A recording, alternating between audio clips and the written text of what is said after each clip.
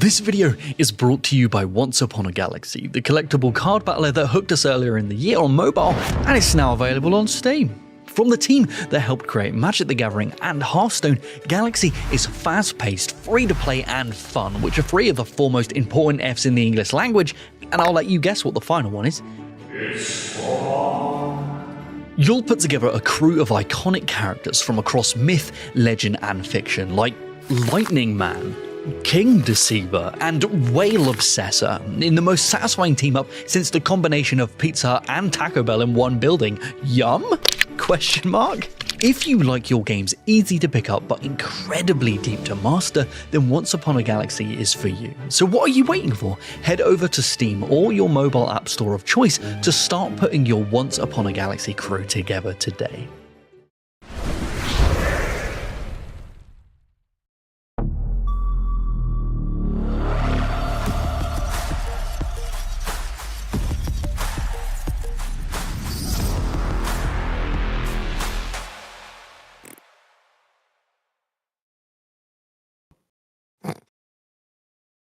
Hello, welcome to the Windbreakers podcast. I'm Yahtzee Croshaw. I'm joined by Jay and Marty. Hello. Jesus. Well, I'm joined by Marty and some kind. What are the wobbly women? I'm getting in that Silent Hill mood. Yeah. I have a feeling wobbly women are going to come up a lot today. Yes, in celebration of us all having played Silent Hill recently. My review's coming up next week, so we won't dwell too much on reviewing the game itself. Well, we've all tried to play it. Two of us succeeded in playing it, and one of us had PC problems. Well, one of us wasn't trying hard enough by the sounds of it. I just went and played a different horror game. I just went and played Resident Evil. It was also Japanese, so there you go. Yeah. Well, there you go. Because, of course, the topic this week, as you probably guessed already from the title of the video, is do the Japanese just flat out make the best horror? And before, let's jump on this straight away. Yes, we know the developer of Silent Hill F is based in Hong Kong, but it's, it was written by a Japanese dude. It's set in Japan. It's steeped in Japanese folklore and Japanese cultural attitudes. So piss off. There you go. And anyway, it's still Asia. And because my thesis is that the Japanese certainly make the best Silent Hill games. Yeah, I don't think there's any any question about that. There's such a line of demarcation from when Team Silent was making it in Japan to when the Western studios were making it. Yeah, Silent Hill 1 till 4, all classics in their own way. Some missteps here and there. Everyone ranks them their own way. Personally, I'm a 2, 4, 1, 3 man. Ooh, interesting. Yeah, I'll let you actually think about that one. Basically, anything made by the West couldn't cut it. Yeah, at all. And now it's back in the hands of Japanese writer, and it actually feels like Silent Hill again somehow. It does, yeah. And as we, as you see in the thumb, this is not just Silent Hill, but Resident Evil has made sort of its big comeback over the last couple of years. And those two are providing very different vibes from a horror perspective, aren't they? Silent Hill, of course, nightmarish, psychological, dreadful. It's all about oppressive atmospheres and body horror. Resident Evil, it's about a bunch of fucking G.I. Joes shooting zombies because of an evil moustache-twirling villain. I love those G.I. Joes. Like movies, they just got completely different vibes. It's like, you've got like Ringu was very Silent Hill coded, and then you've got like campy Evil Dead kind of resi bullshit, Yeah, but even outside of this, we have last week we got the new trailer for OD. That is Kojima's next game, which is very much him taking doing PT because he couldn't do PT before. I thought Death Stranding was him doing PT. I mean, Norman Reedus was in it. That is true. No, Death Stranding was him trying to get over the trauma of having his baby taken away from him by Now that's appropriate. Yep. Getting over trauma. And then also one of the big Japanese horror hits in the indie front of the past couple of years has been Exit 8, which birthed the Anomaly Hunt genre. Just got a movie that released in Japan. I hadn't heard. Yeah, Japan is, in terms of horror, kind of firing off on all cylinders, I would say. So I guess my question is, what is it that makes Japanese horror hit different or better, in my opinion? Because I think a lot of it might just be because it's foreign, and that's why it hits better for us. I Sure. always thought, like, one of the thesis I had for why Silent Hill only really worked when Japanese people were making it, even when the games were set in America, was because being made by Japanese developers, it was sort of pushed through a filter of a different culture, and that enhanced the sense of otherworldliness, the sense of being, a sense of being unwelcome by like strange, the sheer place kind of thing. the surrealness and unfamiliarity of it all. Yeah, because that's exactly what I was going to say. Because I think one of the things, if we look at Resi and Silent Hill, apart from this one, it's a lot of seeing the West through an Eastern lens, yeah, which is and not just in a thematic sense, but also mechanically, like taking some designs that were kind of pushed early on by the West and then doing them in their own way. But because of that disconnect, they only really take the bits they like of like the Western settings and the Western culture and leave everything else out and just focus on that. And I agree with you, Yahtzee, it gives it that kind of uncanny feeling of feeling familiar, but also something's wrong. And I think that has a huge part. it's subtle. I mean, I've always felt like a lot of the effects of the otherworldliness in Silent Hill 2 was just because the dialogue felt really awkward.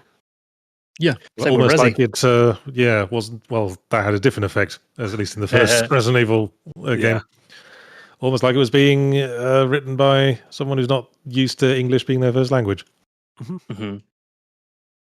It it's interesting when you look at the horror genre as a whole, like it being birthed throughout the mid to late 90s into the aughts. Like it feels like Japan was at the forefront of every big series, save for a few. But between Resi and Silent Hill, and then even stuff like Clock Tower and the Siren series, like those were the all the big horror series for a very long time, and they all stem from Japan. I think part of it might be what Jay mentioned with the rise that also aligns with the rise of J horror as a film genre with Ringu and Ju-on and stuff like Pulse and Cure that really not only impacted the horror scene, but also impacted how the West did, like slasher movies fell out of vogue for a while, and instead we got these kind of hungry ghost spirits haunting a place.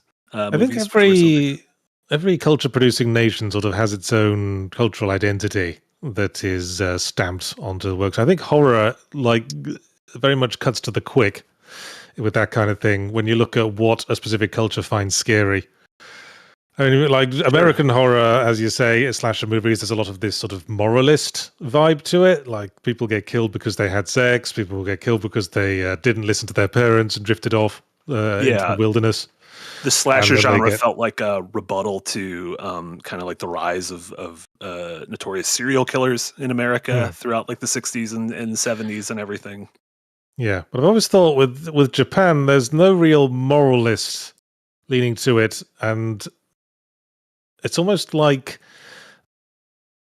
in Japanese horror, they sort of blur the horror with reality a lot more.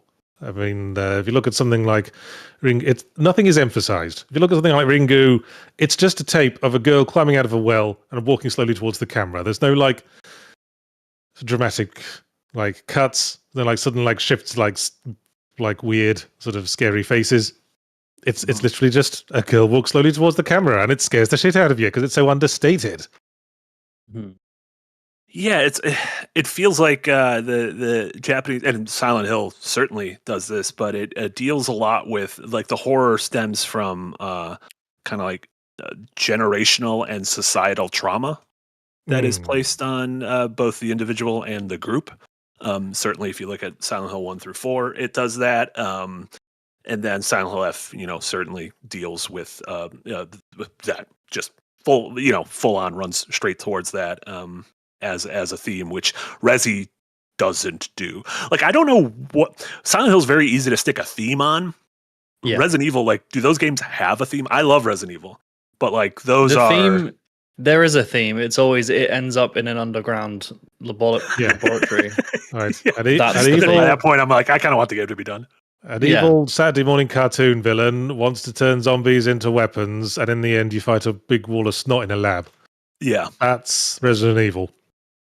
Yeah, But when it comes to like Japanese culture, I always think the Japanese cultural identity, it's very conservative, very traditionalist, very, some might say, oppressive. Mhm. And there's also this culture of personal responsibility in Japan. Like like in school, they all like clean the schools themselves. That's sort of drilled into them from an early age. I've heard said like in the West, like bars will cut you off if you're visibly drunk. In Japan, Sure. they'll just, as long as you can stand up and talk, they'll keep giving you drink because there's this sense that everyone has to look after themselves. Everyone has a certain responsibility towards themselves. Yeah. And I get a lot of that vibe, especially in Junji Ito's work. The horror will just strike someone and they're all alone. Like, even if they're living in an ostensibly working society, the horror will always get them and there's no escape from it. Yeah. You can see that in something like The Ring as well, or The Grudge, where people get caught up in horror and wherever they go, whatever they try to do, the horror will just get them. Yeah. Yeah. And it's not because of anything they did. It's just, hey, life picked you to fuck over. Sorry. It's Uzumaki, right? It's like, Yeah. oh, you live in this town, get fucked, right? Yeah. And by the more you read Uzumaki and you go through the chapters, you start to like see the townsfolk just like resigning themselves to the fact that these things are happening and like it's eventually going to happen to them, and seeing that, I that think, like is a very depressive walk. Yeah. And that I think is a very Japanese attitude, because that's very like, as I say, it's very traditionalist culture. There's this expectation that everyone will just have to go along with it, whatever happens. Yeah. So if that's if that feels like that's at the root or the DNA of a lot of J horror, then what does Western horror have an identity? Does America, or is it too broad to kind of in terms of film, it does, but I think in video games it's harder to pin down. Yeah, I'd say American horror, as well as like the moralist side of things, there's a lot of us versus the outsider thing, or a stranger in a strange town, and there's something wrong with the town, and the stranger has to like sort it out. Children of the Corn sort of area. Yeah. Huh. Do you think British horror has an identity, Jay? I was thinking about this. Well, what do you think of when you think of British horror? Well, in British horror, I think of 28 Days Later, obviously. I think of Straw Dogs. There's like a wave of like hoodie horror in British films. Are you familiar with the concept of hoodie horror? Where people... It's basically like a slasher movie, but where the villain is just like tear away young people. There's Attack the Block is a really interesting movie. John Boyega. That deals with a lot of interesting themes and like it's like a hoodie horror kind of thing, but then it turns into this monster movie. Attack the Block's really good. It's a really, really good movie. Says a lot about British culture, especially young British culture in London at the time. When I think of British horror, it is really weird, but I think of Hammer, like Hammer horror. Yeah. And I think of a lot of those remakes through the lens of being in the 70s and like there being more of a focus on sex and gore and violence. Back in those days, gore and violence was very different to what we get nowadays, but that kind of campiness. And I think Resident Evil 100% takes some inspiration from that kind of campy horror. If you look at 8, you are literally the 4 pillars of the villains in that are just effectively like universal monsters. It's like a take on the werewolf on Frankenstein on Dracula. Well, Castlevania as well, Castlevania, before it went into like that sort of romantic gothic horror vibe from like when Igarashi got on board, it was much more of a Hammer horror influenced. It's like a love letter to that. Yeah. And then I guess in the West we have a lot of a lot of horror seems to be like offshoots of Stephen King, whether it's a direct this is a Stephen King adaptation, or we were heavily influenced by Stephen King. You have creators like Flanagan. When you talk about being influenced by Stephen King, what you mean is being influenced by Lovecraft and Poe, which is and Maine. Maine, New England in general. That's like that's where the tradition of American horror is rooted, I would say. Mm-hmm. Is that the most? I was going to say with again, we're not going to be spoiling Silent Hill F at all, but Silent Hill F very directly deals with Japanese myth and folklore and stuff that like you'll get a term, and a lot of us might be a little oblivious to the term. I knew some of the terms because of some of the things from Persona. So thank you, Persona, for teaching me once again. But I'd get certain things and I'd be like, I don't know what this is. And then I Google it and I'm like, oh, this is like a real myth about a fox god and a wedding and everything. And I'm like, oh, so I feel like if a Japanese person with knowledge of those myths, which I would imagine is almost similar to some of the myths and legends we have in the US, is playing this game, they might immediately understand a lot of that. In the same way that we could be like, oh, I know what Maine is like. I get what like a dreary New England winter might do to you. So it'd be like the equivalent of, somewhere in America, you see a dude wearing a Jason mask. I think, we instantly understand what that's evoking. But we in the West don't immediately understand, the fox spirit thing, but someone in the way someone in Japan would, and that's further creates that sense of surreality, I suppose. Is that like grounded? Horror? Yeah. I was gonna say, is that like Western horror steeped in like Christianity? Something like The Exorcist, where you're able to Outlast is steeped in Christianity. Yeah, that kind of iconography of understanding, like, oh, this is where this kind of symbolism or tension comes from. So it's really interesting to design from a perspective of having your players understand specific myths or tales, and then if not, having ways to tell them what it all means. And I think that's really interesting because Japan and just Eastern culture in general has an intense history of myth and legend, and they're more generalized, whereas in the West, especially America, it's a little bit harder to pinpoint those down without directly tying them to a religion. Like, we have cryptids and like local tales, but it's hard to kind of put those into a game as a general theme because they're so pinpoint. Like Mothman. Unless you have a Mothman monster, you can't really reference Mothman. Well, there's that, but then you look at something like Doom, which is utterly rooted in Christian mythology, that, you go to hell and there are demons. And the demons are called things like Mancubus and shit like that. And that's all comes from like Christian mythology. I mean, and that just feels like so natural to us. Yeah, demons, evil, like they live in a red lavary place. Yeah. Yeah, you have that. And you also have horror in the historical context. Like the biggest horror movie of the year was Sinners, and that dealt with not only racism in the South, but like those same racist white people trying to crib black culture and take it for their own, which is again something that if you know this stuff, you immediately see those references in a movie like Sinners, whereas maybe if you aren't as familiar in that stuff, it is very understandable in the same way that a lot of Silent Hill F is understandable, but maybe you're missing something by not having the historical and or cultural. It's a teaching tool though, context. Right? It's one of the beautiful things about playing games or consuming media from different cultures is that you can educate yourself on how things operate. Maybe not in the present, but like in the past, how different cultures operated and how you can use that new information to get better at the game, but also just be a better person by being more culturally diverse. Well, getting away from like folklore and religion, the other theme that comes up a lot in Japanese horror, which I've read about, that has been notified, and maybe go, oh, now you mention it, that does happen a lot. They're very big on the theme of electronics or technology not doing what it's supposed to. I mean, that's present in Silent Hill right from the beginning, with the radio that mysteriously emits static when you're near a monster, and of course the ring, the cursed videotape, and the grudge. Yeah. That's very much present in there. Yeah. And you can see that influence a lot, I think, in the modern creepypasta wave, especially like video game creepypasta, which now has like a template. Like you find a mysterious cartridge at a car boot sale with a handwritten name on it, and you plug it in, and it's the game you thought you knew, but Sonic's got blood coming out of his eyes. Ooh. Sure, the Ben is drowned Majora's Mask thing.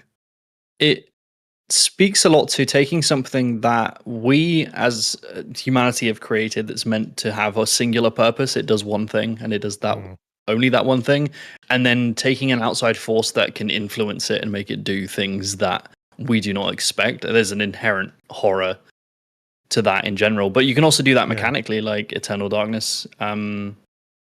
Is that the one with the sanity system that absolutely messes with your game? Yeah, Like, to, like raise and lower your volume. Even Psycho Mantis, you know, like these things are impactful immediately because you have an internalized idea of exactly what a memory card is meant to do.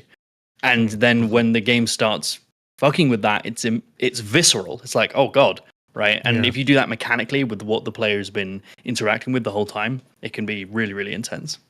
Is this a conservative thing? Like not trusting newfangled gadgets? I wonder. I mean, I don't think it's... Maybe it stemmed from a conservative place. I feel like now it's like a very... a real trepidation to have. Like, I think we're currently seeing certain elements of technology, whether it's, you know, the rampant upscaling in AI that is concerning, like for almost every facet of life, not just like you're taking jobs away from hardworking artists, but like you are destroying the line between truth and lie now. That fucking grandpa can go on Facebook and be like, oh my god, look at this video I found. And you're like, no, that's technology has fucking run amok. Trump himself posted an AI video of himself this morning. It's so it's like one of those, I get the trepidation towards technology there. You know, Black Mirror. 100%. Yeah, absolutely. And even Death Stranding kind of deals with that in terms of connecting us, and is that connection a mistake, and should we go back to the old ways? It's kind of different though, because Black Mirror is always about like the human response to technology. The technology itself isn't like acting like it's not supposed to. It's all about the way humans use it, and stuff like The Ring. It is just like technology mysteriously not doing what it's supposed to because of a ghost. Sure. Yeah, that's actually that's where a lot of that creepypasta, like you mentioned, comes from. I want to ask you guys about what for you makes Japanese or Eastern horror work mechanically for you, because I think we might have some differing opinions. For me, it's vibes. It's because it doesn't, as I said, it doesn't emphasize anything. It doesn't like mark jump scares with violent violin stings, at least not in the good ones. Shrieking violins, because like there's a bit in, I think it was The Ring 2, where someone takes like a picture of like a reproduction of Sadako's head from like her skull fragments, and like with clay, and someone takes a picture of it, and while the flash, just for a split second with the flash, there's like this horrifying face on the reproduction, but it's not marked with any like additional sound effect or like soundtrack. I mean, you're supposed to notice it, but it doesn't go when it happens. Yeah, the quiet makes it more disconcerting. It's like it feels like there's a softer touch. Yeah. Oh yeah, for sure. Like being followed.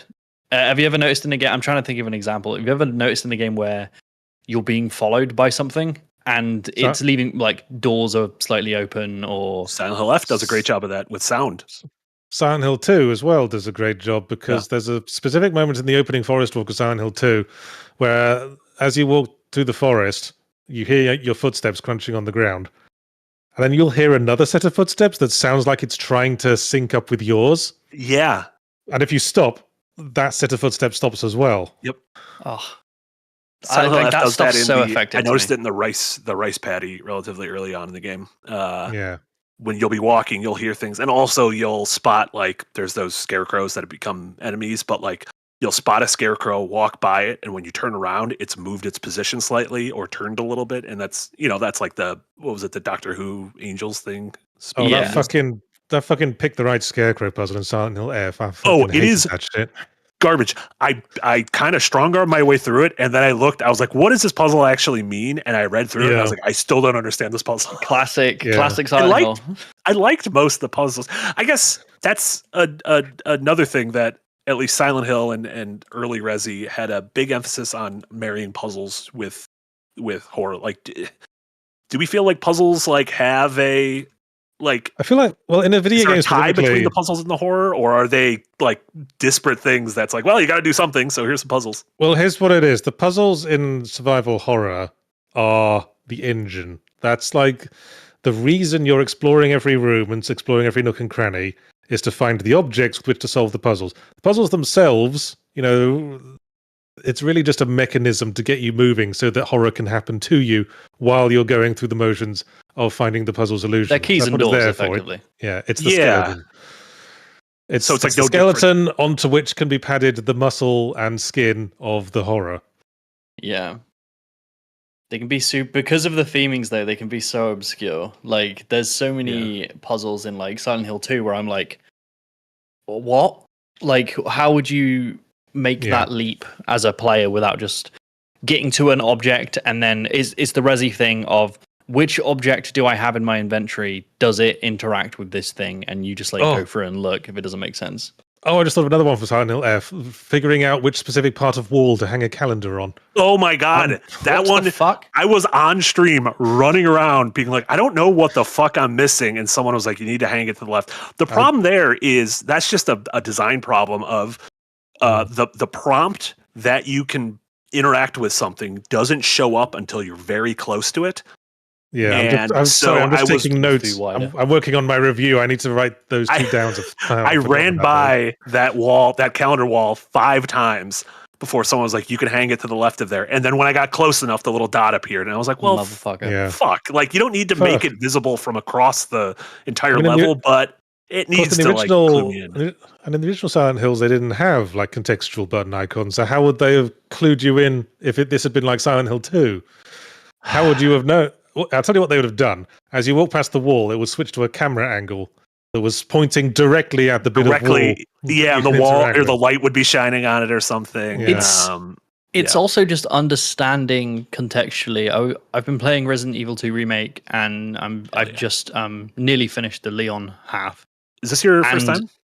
No, I've played before. I also played the original, but this is my first time like properly going through with like a design lens, and it's really beautiful how you can pick up items in that game, and the police station is not that big. It's relatively small, but the way it makes you weave it's back fucking and big forth. for a police station. True, but like play space, there's not a lot of room, and the way it makes you go back and forth from rooms and recontextualize what you're doing, like finding the keys to go back to the locker room and being able to unlock all that stuff. It's really cool. Your stance on like puzzles are the skeleton, I think, is really interesting. I really want to get both of your opinions on combat in horror games and what you think it does for that body, that skeleton. I mean, as I say, like I think Yahtzee and I both agree that Silent Hill F's probably major downfall is its combat and how much its combat. Silent Hill 2's big downfall was combat for me as well. In the remake. Yeah, it's tricky. It's always tricky with this sort of thing because it kind of needs to be there because there needs to be a threat. Yeah, there needs to be a consequence for failure, for sure. Yeah, the combat in Silent Hill 2 didn't irk me, and maybe it's because I had a familiarity with Silent Hill 2 from playing the original a few times. But I think the thing about Silent Hill 2 is that, and like a lot of the early Silent Hills and Silent Hill F as well, in certain areas, is that a lot of it is just you can run past. A lot of it is picking your battles. You engage with it if you want to sort of clear an area out. Want to be able to hear yourself think for a second. Yeah. But there's always the option of noping out. Yeah. Yeah. It's kind of like it's kind of like why there's combat in the original Thief games, even though the combat sucks in those games. It kind of has to be there so you can get out of a situation where you fucked up and got spotted, but you're not really intended to engage with it. Yeah. Resi 2 becomes a much better game, remake, when you realize that you're not meant to kill every zombie you see. And it does a great job of giving you ammo count, like just enough so that if you do that, you start running out really quickly and you realize you can just headshot them and run past them and get away from them. Because I think being pursued is the heart of what makes these things scary. Like the first time you encounter Mr. X, and he starts chasing you around the around the place. It's super intense and like scary. And when he bashes through the walls, you think you're safe, and he comes out, and you have to alter your route. While doing puzzle solving, I think is fantastic. But when it's like, oh, I've now got the shotgun and I can take out lickers like they're nothing, and I can do X, Y, and Z, I feel like the game, even though they're trying to do like a empowerment thing of you've struggled so much, like juxtaposition gratification, here's a weapon to take out these things. I feel like a lot of the horror dies down. I think it's one of the downfalls of Resident Evil and Silent Hill 2 remake. My main criticism was I have infinite ammo and can kill everything. I do not feel threatened whatsoever. So that is I think the problem with Silent Hill F is you never gain combat abilities or like really without spoiling it. In some things you do, but like it and it's not only in a lot of those horror games like we're talking about, combat is meant to be avoided. At a certain point in Silent Hill F, you cannot avoid the combat because you need to kill the things in order to get to the next room. Like the next room will not unlock until. When I say you're supposed to avoid it, I don't think that's entirely true. I've been thinking about it since I said that. I think the way it is, there's two kinds of combat in video games. There's combat where the combat is the point of the game. That's your classic shooter. Even like something like Resident Evil 4. The combat is thrilling, it's engaging, it's challenging. It's part of the package. It's what you're there for. In psychological horror like Silent Hill 2, the combat is there to get in your way. Especially in the original Silent Hill 2. You're not supposed to engage with it as a challenge or something like fun, like in Devil May Cry. It's there to enhance the sense of oppression and entrapment. 100%. The original does that beautifully with its clunky controls and its camera angles. It's like so perfect. It's meant to be clunky and difficult. And the original Resident Evil was the same. But in the remake and the further we've got into Resi, it's weird because Resident Evil has embraced the, especially in 4 and moving into the modern ones, combat is a thing that's meant to be engaged with, is meant to be fun. But in something like the remake of Silent Hill 2, they want to have it still be this psychological horror difficulty, but give you infinite ammo with modern controls. And it's like, you can't have both. So this was the problem with Silent Hill Homecoming way back in the day, which everyone picked up on sort of instantly, because like the attitude going into it sort of didn't understand Silent Hill at all.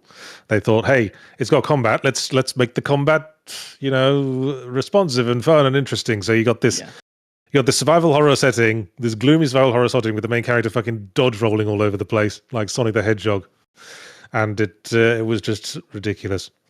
It loses a lot. There needs to be a level of friction with how you interact with the game, so that stuff is difficult. So that when you encounter even a basic enemy, there's a level of tension of, am I going to be able to execute what is needed to take this out? Not necessarily do I have the ammo count to when do we that. Before we went live, you asked Yahtzee and I whether you should play Silent Hill F, and we were kind of like, we were a little bit torn on giving it like a full-on recommendation. I would love for you to play it just to hear what you think about the way the combat is utilized in the game. I think there's a lot of there'd be a lot of meat for you to chew on. Oh, yes, well, to chew on. That's I won't go into that. My review's coming out like next week, so perhaps we can go over it then. In the meantime, shall we go to Super Chats? Sure. We solved the problem. Japan, you're pretty good at horror. There you go. Keep at it. I mean, we are horror weebs, I guess. Yeah. Mm-hmm. Japanese horror probably isn't as effective to Japanese people, but it works for us pretty much. So you could call us Weeaboos. Oh, nice. I did it. Okay, we're done. We're going to go home now. Okay. Oh, look, it's Raven giving $2 to tell us the Raven's weekly word of the week. Week 19, malaprop. Nope. Don't get anything. Malady? A sickness? No.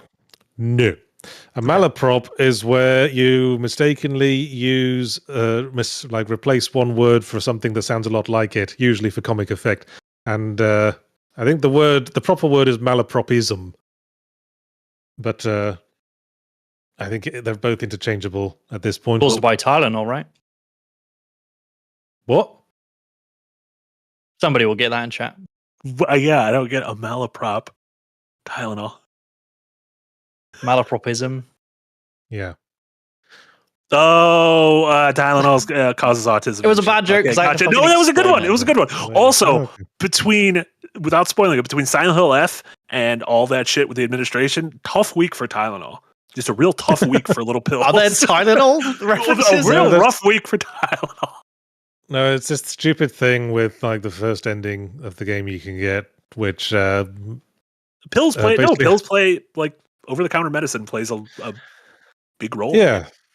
I mean, in other circumstances, I might have said it was quite a neat thing that the game reveals the sort of the standard healing item. You know what? Let's not spoil anything. Yeah. Moving on. Tsunami Dusha gives $20 and says nothing. Got it in early this week. That's an early one. Oh my. You Yeah. douched. Keeping it spicy, Tsunami Dusha. And then Dr. Theo is a member for 20 months in tip jar and then gives $5 and says, heard of this new early access clone hunting game called It Has My Face? It's like a Yahtzee game if you knew how to do 3D. Possible Yahtzee tries? What is it with Yahtzee these game clone isn't a hunting game games? Yahtzee would make. Possibly. But I feel like all these clone hunting indie games all have titles with similar vibes. We've got Sure. That's Not My Neighbor. We've had No, I'm Not a Human. We've got It Has My Face. They're all written in like a sort of weird first person kind of way. I Yeah. might be evil. Yeah, it's like a Yeah. full-on sentence. It's like those isekai titles, but shortened. Oh no, I got turned into a toilet and yes, someone's taking a big dumper in my mouth. I got run over by a bus, and now I am a public convenience in a fantasy world. Yes. It's hard. Titling's hard. I have no idea what to title my game. Well, I feel like if you think about it too much, you're falling into a trap. You should just think come that's up the with something problem, yeah. short and pithy that's easy to Google and that you wouldn't mind shouting across a park if it was the name of a dog.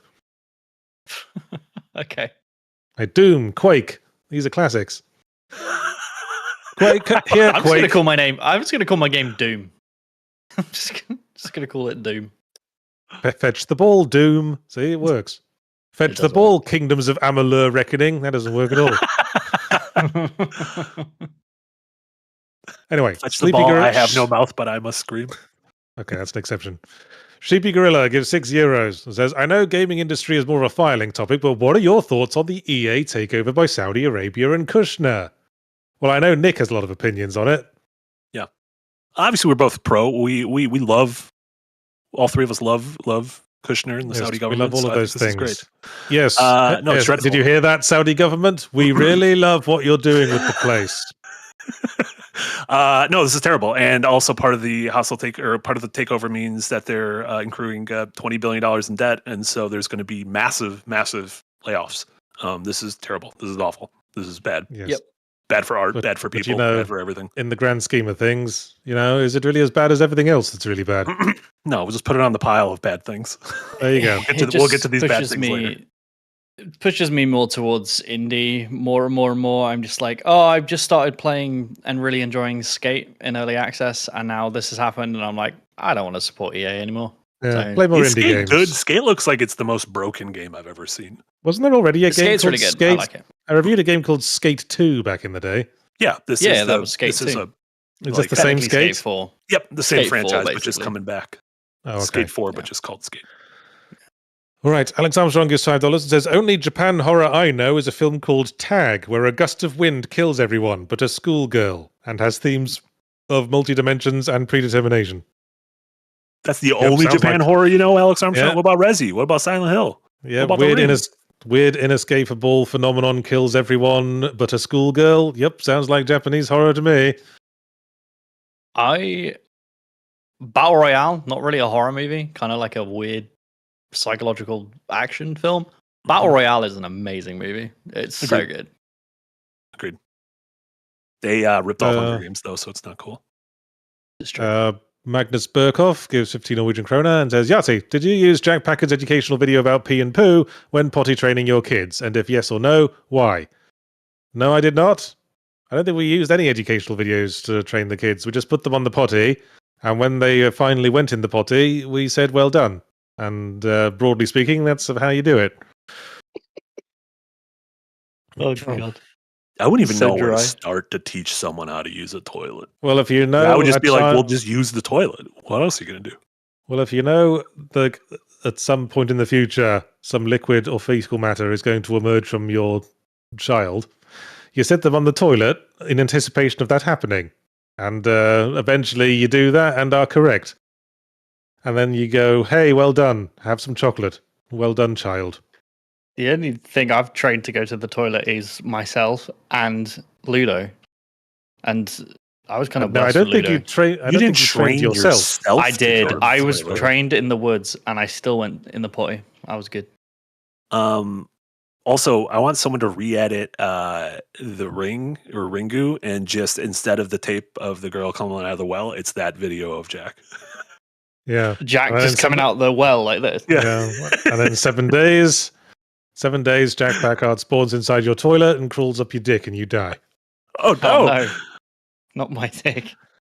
A super chat from Toby Fox, who cannot be the real one, surely. That's not the real Toby Fox. Not the creative Undertale Toby Fox, who gives $2 and simply says, "Yeah." Well, thanks for your $2, They agree. Toby, whoever the fuck you are. And then Alex Armstrong gives $2 and says, "Yards, could you make a Japanese horror game stroke book? I don't think I could because I'm not Japanese." What are you on about, Alex Armstrong, you weirdo? I'm British. I could make a British horror book at horror. a pinch What an was that Australian recent one.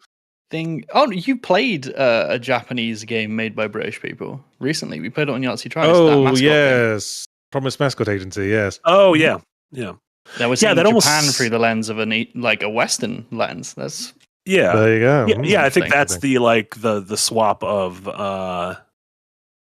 as we were saying, stuff like Silent Hill or even like Earthbound. Like, oh, what is the view of Americana from an outside Japanese lens? There's also that opposite, which sometimes Yeah. isn't dealt with incredibly well. Sometimes American depictions of Japan aren't great, but No, I'm thinking of what was that fucking mecha game that Monolith made? Oh, what was it called? Xeno No. Chronicles X. No, Monolith, the developer of Blood and Blood 2 and such games. Oh, that later Monolith. I was condemned. thinking of the other Monolith. Yeah, they made a game that was based on like Japanese mecha anime, and it was very westernized. And I've completely forgotten what it was called because it was that memorable, I suppose. Are you sure it was them? Or Sure. you not thinking of the Metal? Thank you, Eric. Metal Yes, it Wolf was called. Chaos? No, it was called Shogo Mobile Armor Division. Thank you, I've Eric. never even heard of that. Well, it was by That the sounds Blood fake. developers, the Yeah. Blood and Condemned developers, and it was trying to be like a Japanese mecha anime, and it really didn't pull it off. Wow, never even heard of it. Oh, what other like pretending to be Japanese things are there? I don't know. I mean, you have the kind of, it's less attempting to be Japanese, but it's how we certain games like Sea of Stars we can refer to as a JRPG. even though JRPG. they are not J whatsoever. Mhm. But they are taking the mechanics that were kind of honed and familiarized in actual Japanese developed games. Yeah, well, that's Oh, just the go problem with- Tsushima. Double Finger's a good Oh, one. there, Yeah, there Tsushima you go. Nyate. Yeah. Yeah. BS Yeah. Marsh gives $2 and says, "Good morning and good afternoon, gentlemen." Quite right. Holy It is morning where I am still. Incredible. Ah, yes. It is afternoon where we are. Yep. Even more so for Uh, me. We're on a spectrum. Yeah. Damn, look at us. And then all the games gives $4.99 and says, "Personally hoping for an Outlast 1 or Amnesia Dark Descent mention. Those games scared the poo out me poo hole." That's how you teach children how to use the bathroom. You sit them on a toilet and then you show them Outlast 1 and or Amnesia the Dark Descent. Be There you right go. back. Gonna go shit out of poo. Where is Frictional Games from? Who made Amnesia and all of them? I think they're European of some variety. Yeah, I know I wanna Outlast, I believe, are say- French-Canadian. Yeah. Frictional Games are Swedish. I thought it was something like that. That was something Scandi-Ouija. But then I thought, wait, Amnesia Rebirth was about a French dude, so maybe they're French.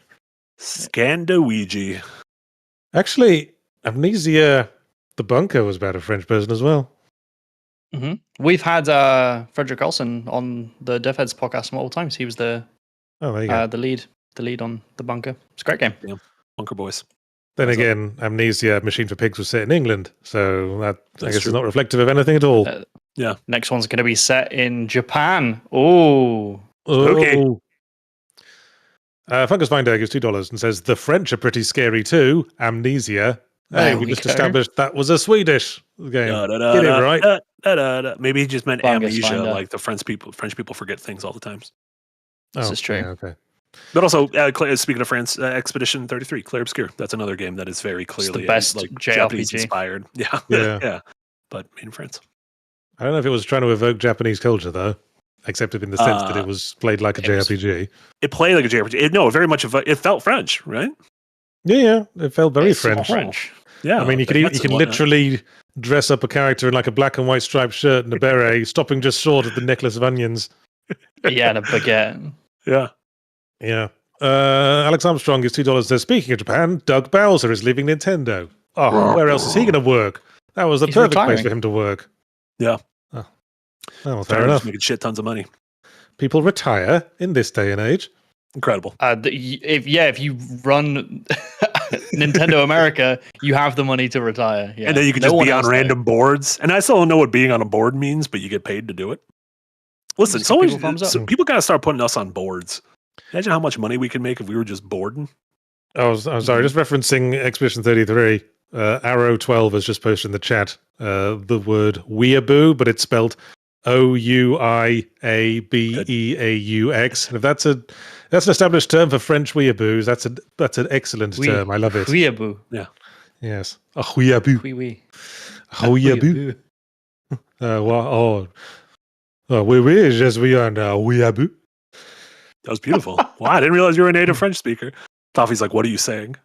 Disgusting. I studied French in school for a few years, which is a long way from being a French speaker. I know, but Sure. I feel like if I took the effort to learn, I could probably pick it up pretty quick again. Yeah. Sure. Yeah, je m'appelle Yahtzee. Fucking hell, Look wee at that. wee. Cheese baguette. There we go. He's baguette. Do you know like the Japanese? Do you know the French word for 80 is literally just 420s? You just repeat it over and over and It's like, over. yeah, it's just katvan. Katvan is the Japanese word for 80. It literally just means 420s. Blaze it. Anyway, It sounds beautiful, dumb language. Diane Spencer gives £10 and says, cute doggy tax. Yep, there he is, Dogs, resting dogs, his head dogs. on my shoulder. Oh my God. Look at those dogs. He's relatively recently, finally been allowed to leave his pen because the skunk smell has slightly faded enough. Oh, that's good. I'm glad that wasn't like a forever smell. Yeah, it eventually goes away, but it takes its fucking time.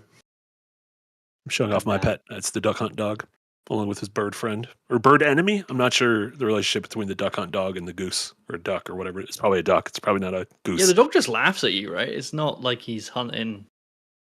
Does he hunt? Yeah, the because it dog? seems like in the amiibo, it looks like him and the bird are about to kiss. Which I don't know what's going on there. Yeah.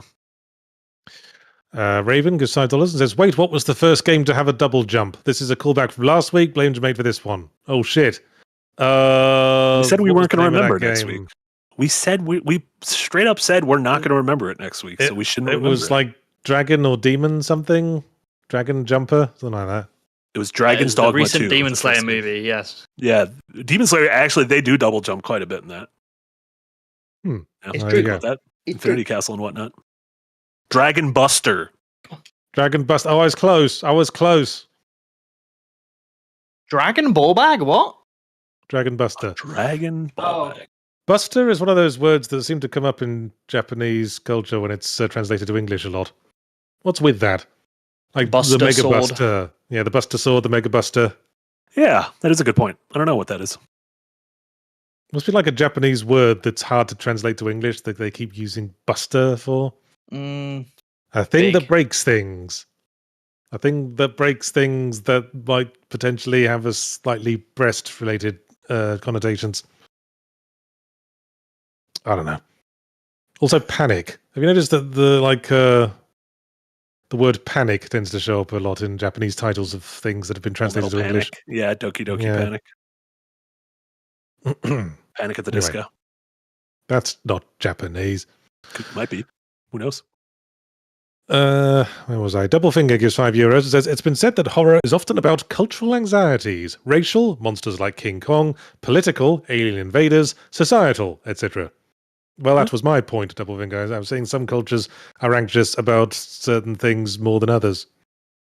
Sure, and that response to that is what gave us like the kaiju movies and it came from a Godzilla. radioactive disaster from the sea post World War II. Famously, I mean, I wonder if like we can thank Hiroshima and Nagasaki for that attitude in Japanese horror, for where random shit will just happen to blameless people for no reason. Sure, that I was talking about earlier. Yeah, fully ingrained in their history and culture. There you go. I mean, I was listening to like some true crime podcasts, and every time they like deal with a crime in Japan, it feels like the justice system's just kind of completely fucked over there. Yeah, is it because it's just not as prevalent as it is here that like I don't know. just become numb to mass murder in the U.S. It's like, because it happens like, multiple times a week? Like Japanese idol culture just seems like totally numb to stalking and like stalkers doing horrible things. Sure.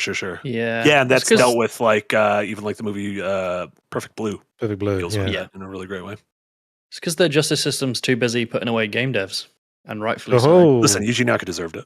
But they put away one game dev. And I'm not even sure we put him away. We just keep saying they did, which I love. Man, he's still in jail. You fuck one donkey, am I right? Free Yuji Naka. Jesus, I don't think he fucked a donkey, did he? I was referencing that old joke, that was like, the dude who, it's like you can save 100 children from burning buildings, but you fuck one donkey and they'll just call you donkey fucker. Yeah, exactly. Is that what they call us? Yeah, that's the name of the podcast. Incredible. Anyway, Ryan Betts, member for 19 months in the tip jar. Hey, and then Zaratha gives $5 to say, currently at kilometer 24 of my so far 5+ hour walk. A lot more to cover, and thank you for keeping me company. Rio de Janeiro is so hot. Now, nice humble brag, Zaratha. Oh my God, that sounds great. That sounds awesome. All day walk around Rio. You can see that big old Jesus statue that's T-posing. Touch his feet. Try not to get stabbed. Sure. Also do that. I mean, honestly, to everyone out there, trying not to get stabbed today. As someone who got stabbed 10 million times in Silent Hill F, not enjoyable. Stay away from London. Although, fair play to you, you bounce back pretty quick. You do. That's because you got all sorts of snacks to eat. As long as you've got some Japanese sweets to eat. Yeah. It's because of the Tylenol, right? Yum, yum, yum, yum, yum. Yes. Ryan Betts gives $2 and says, any Chillers art fans in the house? Chillers art. I'm going to Google this, and if it's pornos, this is the second time I got tricked into Googling pornos today. Chiller D's nuts.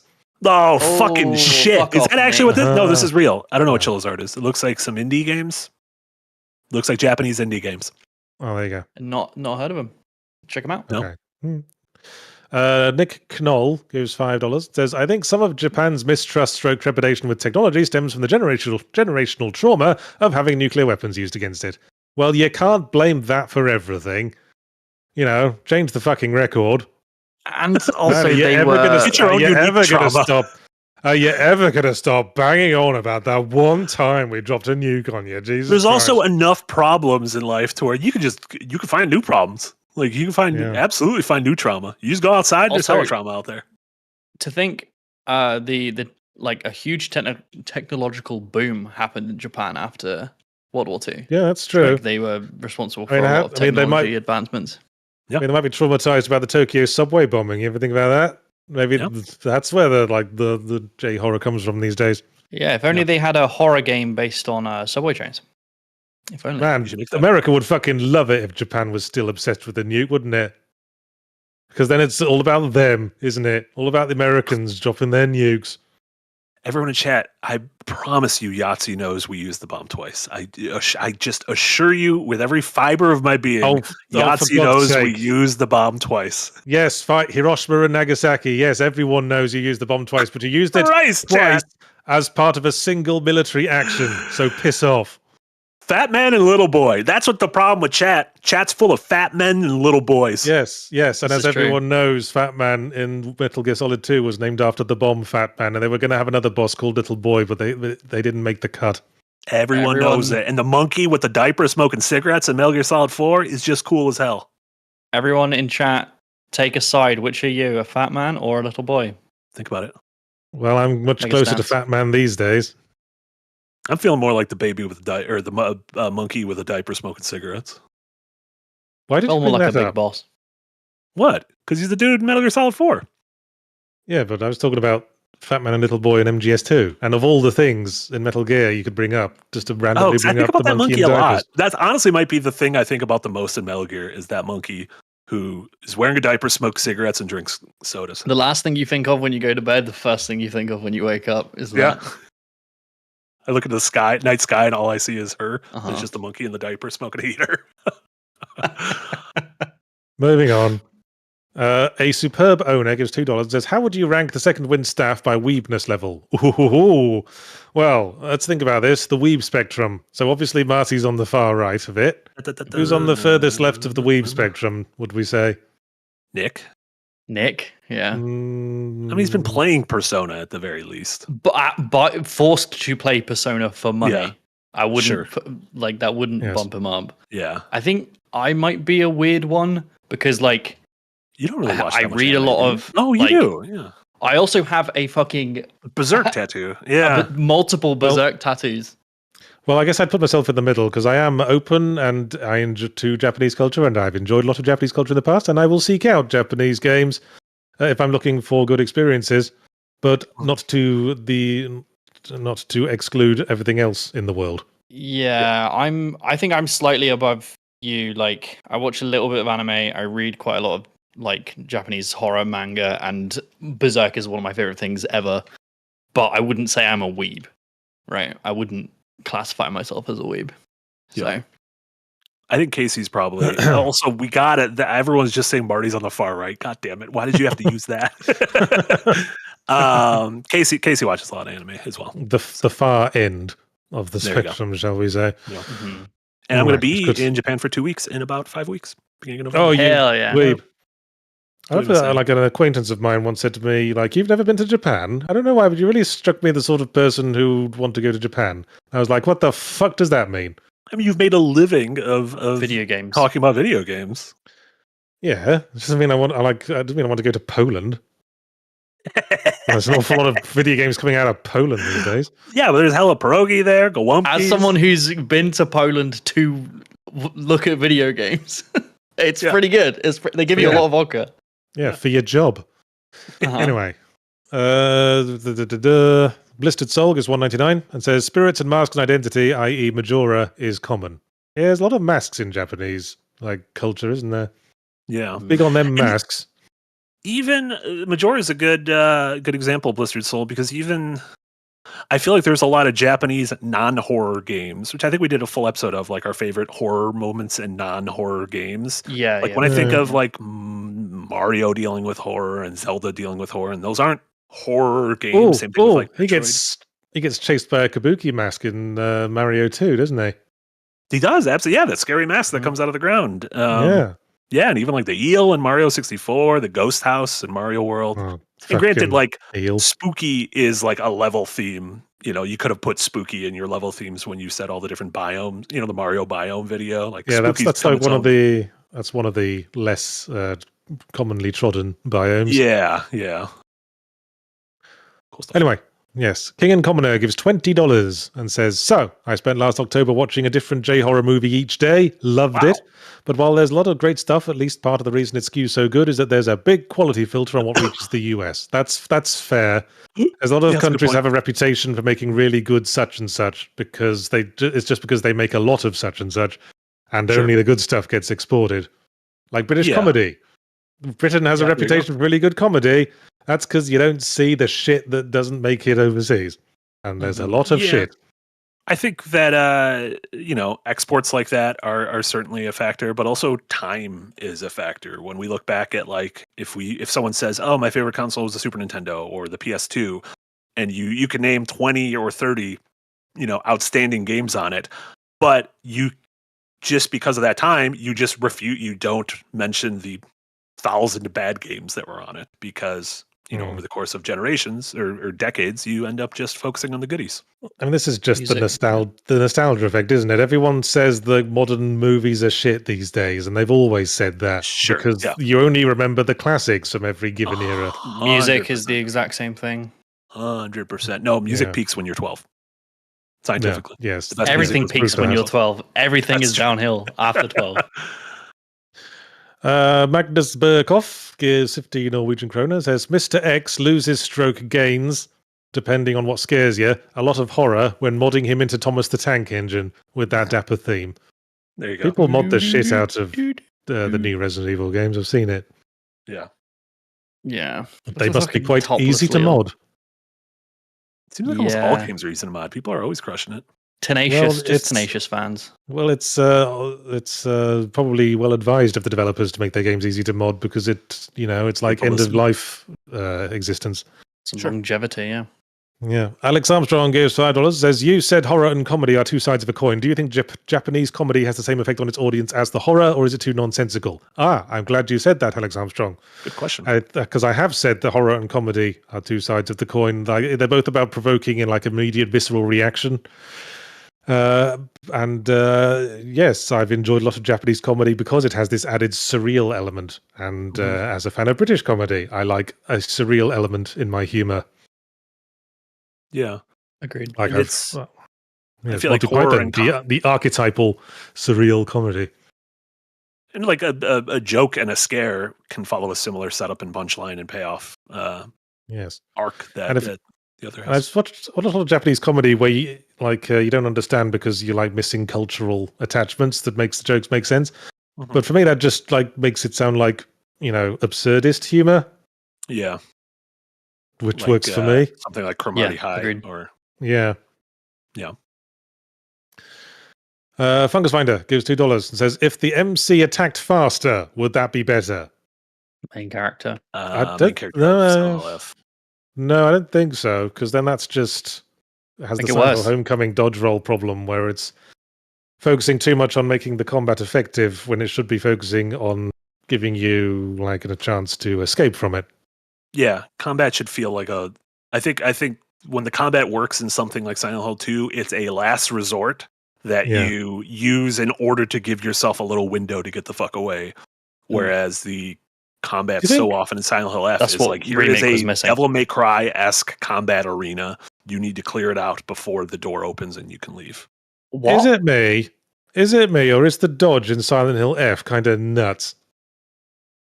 Like the distance you do with each stutter Yeah, step. she's going is way, Truly way. insane. And it's explained. She's like, I was a track star. And like, yeah, we can tell. Okay, that would explain it to a certain extent. Yeah.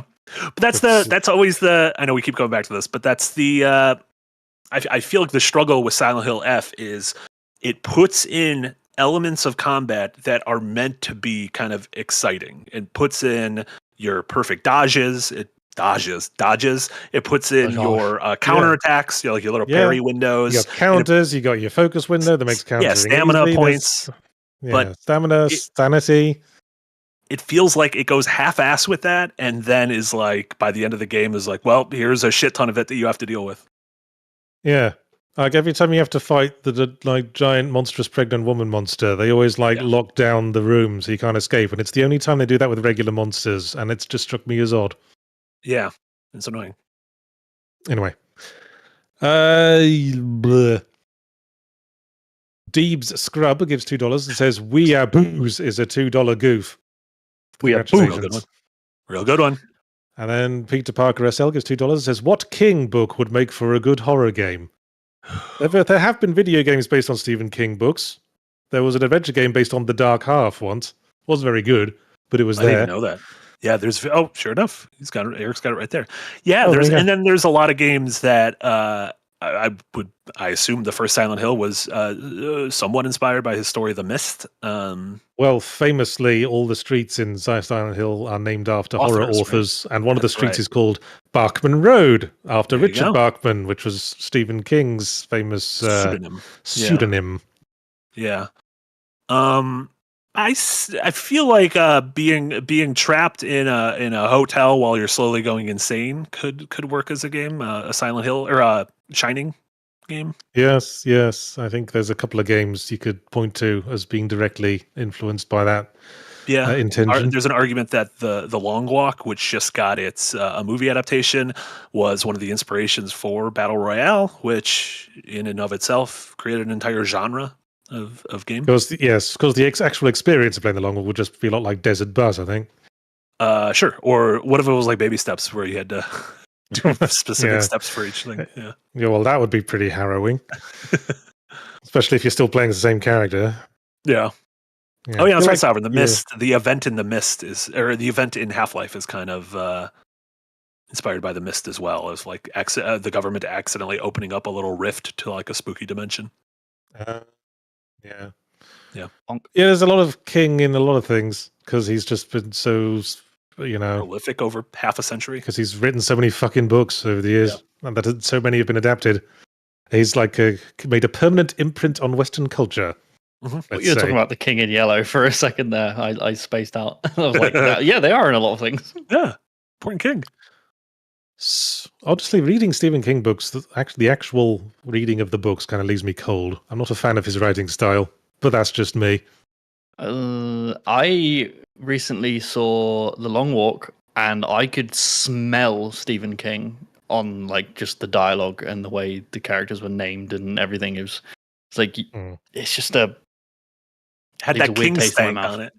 A King stank. The King yeah. stink, Yeah. the kink, I King think you will. the King stink. King stink in yellow. What the fuck? Yeah. Sovereign gives €5 says, "Yeah, I might as well pay my cute doggo tax too." The dogs are nice. They're nice He's dogs. been very She's asleep now. obliging. Yes, Toffee's been very obliging, just resting his head on my shoulder for the whole stream. Do dogs just sleep a Ah. bunch? Is that what dogs do? They just like take Dogs naps sleep throughout Most of day? the day. Yeah, they sleep 18 hours a day. Dogs. That's insane. I wish I could Yeah. do that.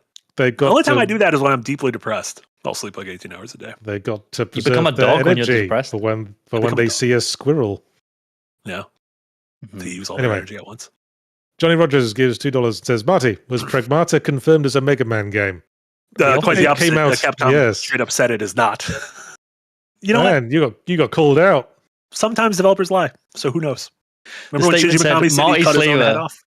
Get fucked. It's not a Mega Man game. Shut up. Fuck off. We got our 100,000 views. We're fine. John Fu gives €2 and says, "Are you pheasant pluckers?" Oh Christ, here we go. Hang on, I is can do that? this. I'm not a pheasant plucker, I'm a pheasant plucker's mate, and I'm only plucking pheasants 'cause the pheasant plucker's late. I'm not a pheasant plucker, of that there is no doubt. I'm only here for the work and the beer and to help the plucker out. Damn. So do you think that, was he actually like plucking the feathers off him, or do you think that was supposed to be like they made love to the pheasant? It's sort of a challenge song. You have to keep singing it and increasingly fast until you say it wrong, and then everyone Until you laughs. say pheasant fucker on accident? Until you're a pleasant fucker, yeah. Interesting. It's a Spoonerism. What's that? Spoonerism is where you just replace the first two letters of two words. So pheasant weird name for plucker that. becomes pleasant fucker. It's named Why is it after the called a Reverend. Spoonerism? It's named after the Reverend William Spooner, who was famously tended to use them a lot.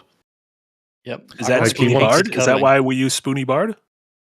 No, that's a different thing. Okay. That's Shakespearean, isn't it? No, Spoonie Bard is. I only know it from the translation of Final Fantasy. Yes, and it was a reference to Shakespeare. You I uncultured. don't know anything about heathen. that guy. I don't know anything about that guy. I only care about American things like Final Fantasy IV. I don't even know if it was Final Fantasy IV. It might have been one of the other ones. Doesn't matter. Doesn't matter. Everything's fake. Hey, We're gonna forget I about thought this it was- episode next week. It doesn't matter.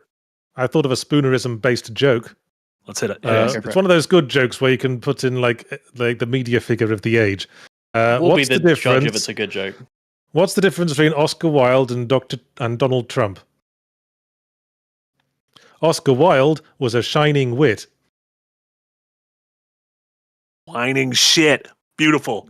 There you Dundum. go. Absolutely Dundum. Welcome And to all of the Resistance, Yahtzee felonies. Croshaw. Exactly. Yeah, and that. Venom on Killer gives $10 and says, Jay, last week you sang Have a Banana. The only other time I've heard that was of the character Tyres on the show Spaced sang it when riding his bike out of Simon Pegg's flat. Is this a Brit thing? It's a reference to an old music hall song called Let's All Go Down the Strand. Go look it up. That is all. It's an old song. Have a banana. Yeah. It's a British thing. Have a banana. It does get me every time.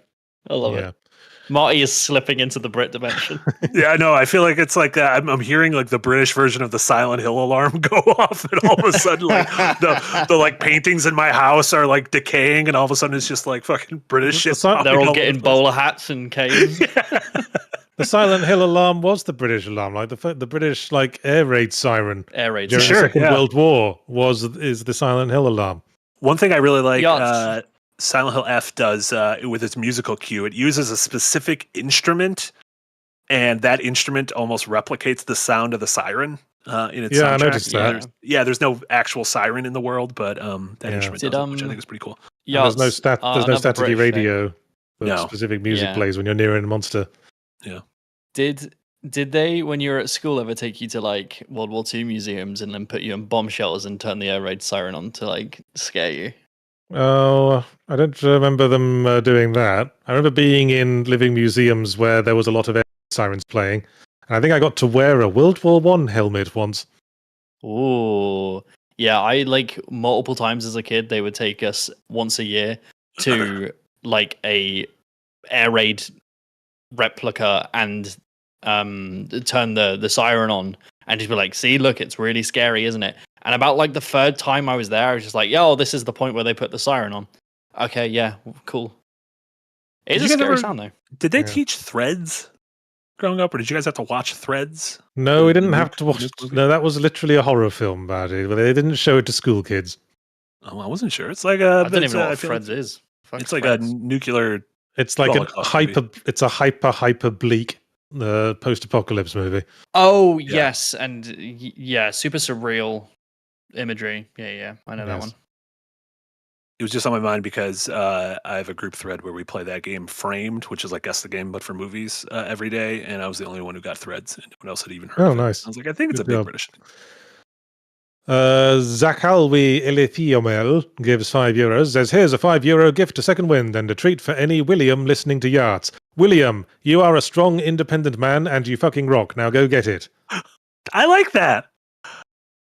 Shout out to Williams out there. Well, pay us another €5 next week for a different name, so everyone who's not called William doesn't feel left out. We'll oh my God, look at this little William thing. What's going on there? Whoa. Big ups Williams. All Williams. Yeah, big ups to Williams. What about Bills? How do we feel about Bills? I'm all right with a bill. Yeah. I like the fact that there was a famous race car driver called William Grover Williams, and I wondered if he ever went by Double Bill. Oh, that's good. That's real good. Anyway, Zaratha gives $10, says, wasn't expecting don't get stabbed. I know it's an evergreen advice, but I wonder if he knew about one of Rio's stereotypes, tourist trap mugs. But don't worry, I'm a local, I'm the one who stabs, JK. Uh-oh. Well, it's a Brazil stereotype, isn't it? That's what I was talking about. Oh, I didn't even know. I thought you were just scared. I thought we were just scared of cities.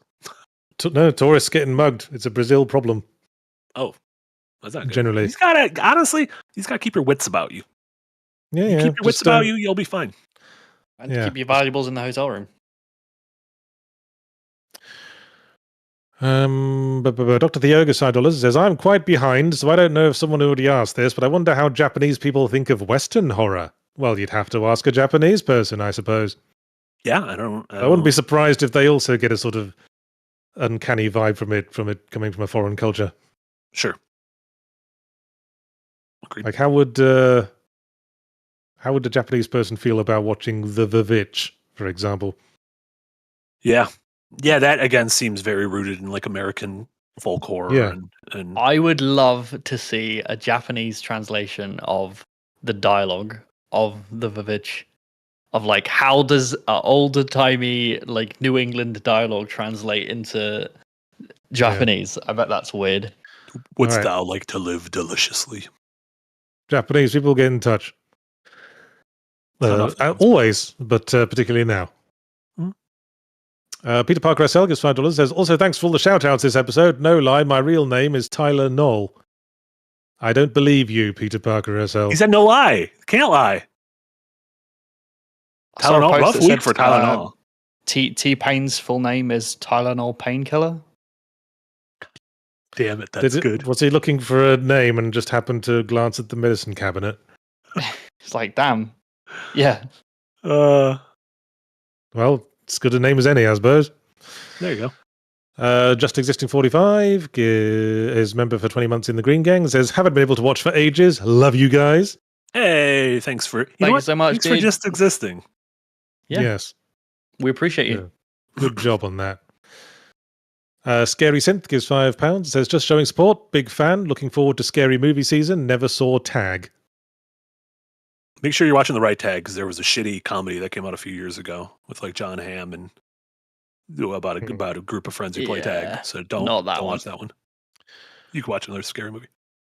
Do you guys have scary movies you watch every October? No, I'm not that into that sort of thing. The spookies? I am. I think I've mentioned this on my on this podcast before, but when I was a kid, my mother's best friend had a movie collection that was literally their living room wall was just it was like a movie store. It was insane. It was like a blockbuster. And when I was about, I think it was like 10 or 12, they were like, whenever we went there for food or whatever, he'd always let me borrow one movie. And my mum finally said I was old enough to watch some horror movies. So I took home the box sets of Friday the 13th, Nightmare on Elm Street, and all of the Halloweens. And I watched them all in like a week. And it really imprinted on me. It was crazy. So that was the triumvirate. Yeah. Mm-hmm. Yeah, I was quite big into those as a younger man. I think Evil Dead 2 was my favorite horror movie. I love Evil Dead 2, yeah. But I watched all the Army of Darkness too. And all the Nightmare on Elm Streets. I don't like Army of Darkness so much because it feels much less like a horror film. Oh yeah, that definitely. Alien 2 like threads the needle between horror and comedy, whereas not Alien 2, Evil Dead 2, whereas Army of Darkness is just a comedy. Yeah, Raimi going mad. Yeah. Yes. ASDFGHJKL176516 gives €6. Says Asian cultures do horror stories well in general. Japan just makes games out of them. I do wish for some Thai, Indian, Indonesian, etc. horror games. Yeah. Oh, what's that one shitty Indonesian horror game? Never mind. Dead by Daylight just got a new hero that's based on the, I believe, and apologies if I'm wrong, that kind of areas, cultures.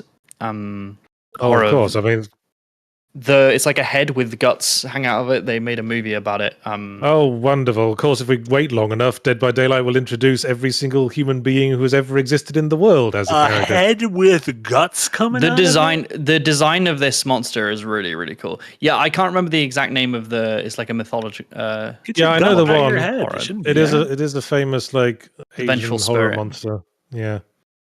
And the design in game is really good. I'll be the first person to shit on Dead by Daylight at any point, but like it's a really cool design. Join the queue. Where are we? Alex Armstrong gives $5 and says, with Silent Hill 2 remake changing the fish hook puzzle, does this mean people's views on horror and storytelling has changed for the worse? Like they don't care? I don't think you can cast that broad a net, Alex Armstrong. Yeah.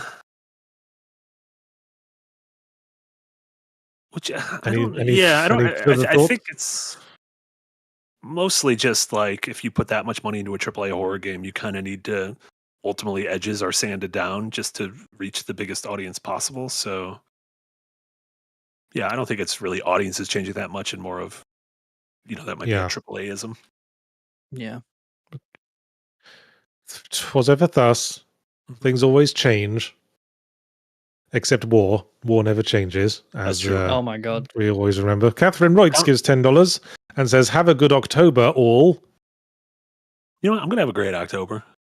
We're going to have a busy October. We are going to be a busy October. We're all on a big work trip in the second half of the month.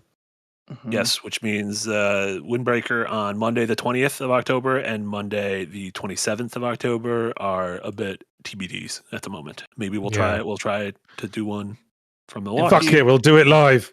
Do it live. Yeah. I mean, we always do it live. I mean, live, with us all in the same room. We can live. hold hands.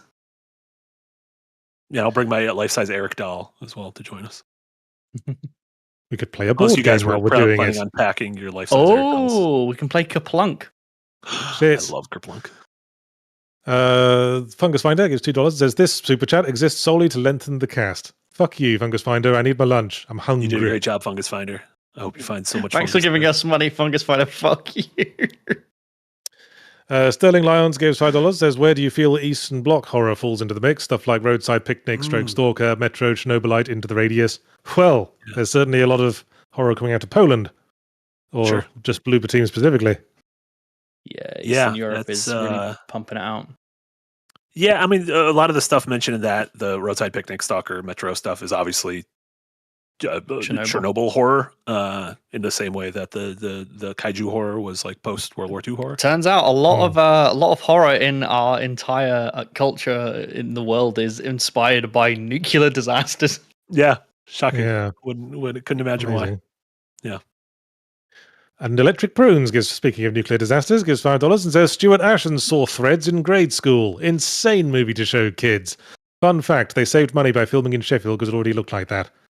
See, there was a lot of business with like public information films back in the day, which were really traumatizing to kids. But at least those were like trying to change the kids' behavior. What's a movie like Thread supposed to tell kids? Don't cause nuclear wars? What the fuck are the kids supposed to do about it? Yeah, my mate Barry was really eager to become a dictator and drop some nukes, and then he saw Threads. Now he's a good little boy. There you go. Yeah. Just wanton, if you ask me. Wanton.